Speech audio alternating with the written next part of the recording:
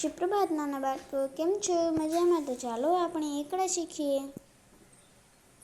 એકડે એક, બગડે બે, તગડે ત્રણ, ચોગડે ચાર, પાંચડે પાંચ, છગડે છ, સાતડે સાત, આઠડે આઠ, નવડે નવ, એકડે મીંડે 10, બે એકડા 11, એકડે બગડે 12, એકડે તગડે 13, એકડે ચોગડે 14, એકડે પાંચડે 15, એકડે છગડે 16, એકડે સાતડે 17, એકડે આઠડે 18, એકડે નવડે 19, બગડે ને મીંડે 20.